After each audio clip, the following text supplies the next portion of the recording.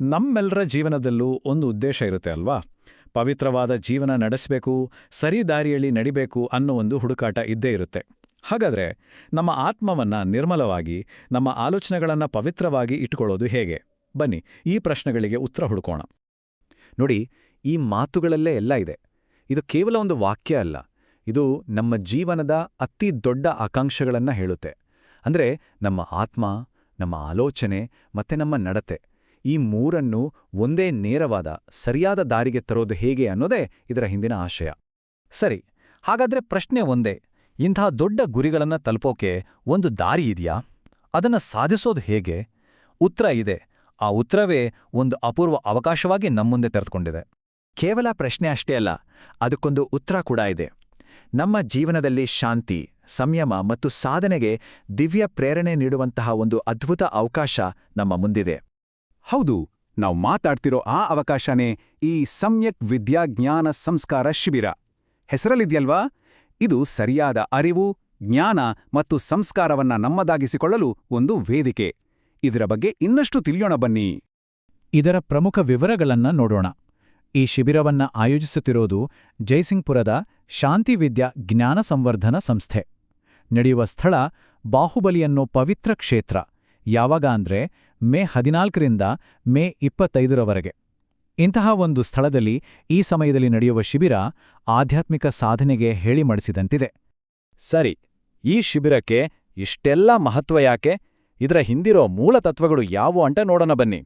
ಈ ಆಧ್ಯಾತ್ಮಿಕ ಪಯಾಣಕ್ಕೆ ಅಡಿಪಾಯ ಏನು ಅನ್ನೋದನ್ನ ಅರ್ಥ ಮಾಡ್ಕೊಳ್ಳೋಣ. ಇಲ್ಲಿರೋ ವಿಷಯ ತುಂಬಾನೇ ಮುಖ್ಯವಾದದ್ದು. ಜೈನ ಧರ್ಮದಲ್ಲಿ ತ್ರಿರತ್ನಗಳು ಅಂತ ಕರೀತಾರೆ. ಅದೇ ಸಮ್ಯಕ್ ದರ್ಶನ, ಸಮ್ಯಕ್ ಜ್ಞಾನ ಮತ್ತು ಸಮ್ಯಕ್ ಚರಿತ. ಅಂದ್ರೆ ಸರಿಯಾದ ನಂಬಿಕೆ, ಸರಿಯಾದ ಜ್ಞಾನ ಮತ್ತು ಸರಿಯಾದ ನಡತೆ. ಇವು ಮೂರು ಸೇರಿದಾಗ ಮಾತ್ರ ಆತ್ಮಕಲ್ಯಾಣದ ದಾರಿ ತೆರೆದುಕೊಳ್ಳುತ್ತೆ. ಈ ತತ್ವಗಳನ್ನ ನಮ್ಮ ಜೀವನದಲ್ಲಿ ಅಳವಡಿಸಿಕೊಳ್ಳೋಕೆ 5 ಪ್ರಮುಖ ವ್ರತಗಳಿವೆ: ಅಹಿಂಸೆ, ಸತ್ಯ, ಅಚೌರ್ಯ, ಬ್ರಹ್ಮಚರ್ಯ ಮತ್ತು ಅಪರಿಗ್ರಹ. ಈ ಶಿಬಿರದಲ್ಲಿ ಈ ಪ್ರತಿಯೊಂದು ವ್ರತದ ಬಗ್ಗೆನೂ ತುಂಬಾನೇ ವಿವರವಾಗಿ ಮಾರ್ಗದರ್ಶನ ಸಿಗುತ್ತೆ. ಇದು ನಮ್ಮ ಜೀವನಕ್ಕೆ ಒಂದು ಸ್ಪಷ್ಟವಾದ ನೈತಿಕ ಚೌಕಟ್ಟನ್ನ ಕೊಡುತ್ತೆ. ಸರಿ, ಈ ಥಿಯರಿಯನ್ನೆಲ್ಲ ನೋಡಿದ್ವಿ. ತ್ರಿರತ್ನಗಳು, ಪಂಚಮಹಾವ್ರತಗಳು, ಇವೆಲ್ಲ ಅದ್ಭುತವಾದ ಅಡಿಪಾಯ. ಆದರೆ ಇದನ್ನ ಪ್ರಾಕ್ಟಿಕಲ್ ಆಗಿ ಜೀವನದಲ್ಲಿ ತರೋದು ಹೇಗೆ? ನಮ್ಮ ಜೀವನಕ್ಕೆ ಒಂದು ಹೊಸ ದಿಕ್ಕನ್ನ ಕೊಡೋ ವಿಧಾನಗಳ್ಯಾವು? ನೋಡಿ, ಇಲ್ಲಿ ಬರೀ ಉಪದೇಶ ಇರೋದಿಲ್ಲ. ಇಲ್ಲಿ ಆತ್ಮಚಿಂತನೆ, ಧ್ಯಾನ, ಸ್ವಾಧ್ಯಾಯ ಅಂದ್ರೆ ಸೆಲ್ಫ್ ಸ್ಟಡಿ ಮತ್ತು ಸಂಸ್ಕಾರ ನಿರ್ಮಾಣದಂತಹ ಅದ್ಭುತವಾದ ಪ್ರಕ್ರಿಯೆಗಳಿರುತ್ತೆ. ಇವು ಕೇವಲ ಚಟುವಟಿಕೆಗಳಲ್ಲ, ನಮ್ಮನ್ನ ನಾವು ಬದಲಾಯಿಸ್ಕೊಳ್ಳೋಕಿರುವ ತುಂಬಾನೇ ಶಕ್ತಿಶಾಲಿ ಸಾಧನಗಳು. ಸರಿ, ಇಷ್ಟೆಲ್ಲ ಮಾಡಿದ್ಮೇಲೆ ಕೊನೆಗೆ ಸಿಗೋದೇನು? ಈ ಎಲ್ಲಾ ತತ್ವಗಳು, ಈ ಎಲ್ಲಾ ಆಚರಣೆಗಳ ಅಂತಿಮ ಉದ್ದೇಶ ಏನು? ಈ ಪಯಣ ನಮ್ಮನ್ನ ಎಲ್ಲಿ ಕರ್ಕೊಂಡೋಗುತ್ತೆ? ಬನ್ನಿ, ಈಗ ನಮ್ಮ ಚರ್ಚೆಯ ಅತಿ ಮುಖ್ಯವಾದ ಭಾಗಕ್ಕೆ ಬಂದಿದ್ದೇವೆ. ನೋಡಿ, ಈ ಒಂದು ವಾಕ್ಯದಲ್ಲೇ ಇಡೀ ಶಿಬಿರದ ಸಾರಾಂಶ ಇದೆ.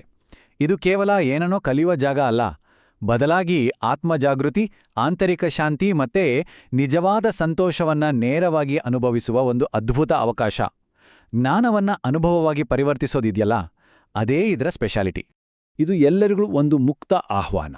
ಬನ್ನಿ, ಈ ಪವಿತ್ರ ಅವಕಾಶವನ್ನ ಬಳಸಿಕೊಂಡು ನಮ್ಮ ಜೀವನವನ್ನ ಇನ್ನಷ್ಟು ಧಾರ್ಮಿಕ, ಸಂಯಮಬದ್ಧ ಮತ್ತೆ ಅರ್ಥಪೂರ್ಣ ಮಾಡ್ಕೊಳ್ಳೋಣ. ಎಲ್ಲರೂ ಒಟ್ಟಿಗೆ ಸೇರಿ ಸರಿಯಾದ ಮಾರ್ಗದಲ್ಲಿ ನಡೆದು ಆತ್ಮಕಲ್ಯಾಣದ ಕಡೆಗೆ ಸಾಗೋಣ ಅನ್ನೋದು ಇದರ ಹೃದಯ ಸ್ಪರ್ಶಿ ಸಂದೇಶ. ಹಾಗಾದ್ರೆ ಕೊನೆಯದಾಗಿ ನಮ್ಗೆ ನಾವೇ ಕೇಳ್ಕೊಳ್ಬೇಕಾದ ಪ್ರಶ್ನೆ ಇದು: ನಮ್ಮ ಆಂತರಿಕ ಶಾಂತಿ ಮತ್ತು ಸಾರ್ಥಕತೆಗಾಗಿ ಆತ್ಮಕಲ್ಯಾಣದ ಕಡೆಗೆ ಒಂದು ಹೆಜ್ಜೆ ಇಡೋಕೆ ನಾವು ತಯಾರಿದ್ದೀವಾ? ಈ ಆಲೋಚನೆಯೊಂದಿಗೆ ಇವತ್ತಿನ ಈ ವಿಶ್ಲೇಷಣೆ ಮುಗಿಯುತ್ತೆ.